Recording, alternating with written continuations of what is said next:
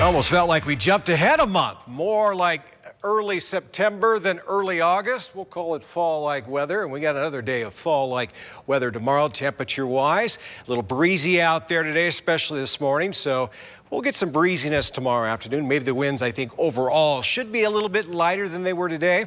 And then not to worry, summer's not over yet. No, hot 90s return next week, not just for one day, but multiple days in a row.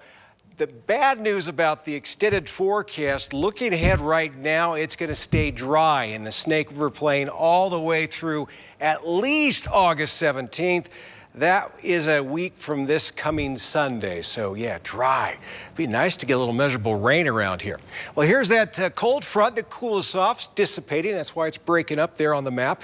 We have high pressure building in off the coast. That high pressure system will continue to work its way across Northern California into Western Oregon. And as that happens, by Sunday, Monday, that's when we're going to see a nice little temperature bump. And we'll get some of that summertime heat back. Highs well into the 90s by Tuesday, Wednesday. So your Friday night forecast for Pocatello. What did I show you last night? 57 for a low. Tonight, 52. So that's certainly cooler. Cooler for Idaho Falls. Last night we were 50, 44 for low. Yep, cooler than usual. Not bad in the wind department. Tomorrow, though, the wind may be a little breezy, especially outside of town. But generally, I think lighter winds expected for Idaho Falls for the most part. 78 will be the afternoon high for your Saturday. You will see more cloudiness in the sky, especially in the morning, but you'll certainly see some sunshine. We'll call that partly sunny. Same thing for Pocatello. Up to 80. We're getting a little closer where we should be, a little farther than we did today. And clouds and sunshine, so not quite as sunny as it was out there for your Friday. Saturday's temperature map, 71 in Island Park, doing a little bit better than this afternoon. Still a little chilly in Yellowstone, 63, 10 degrees warmer than that over in Jackson.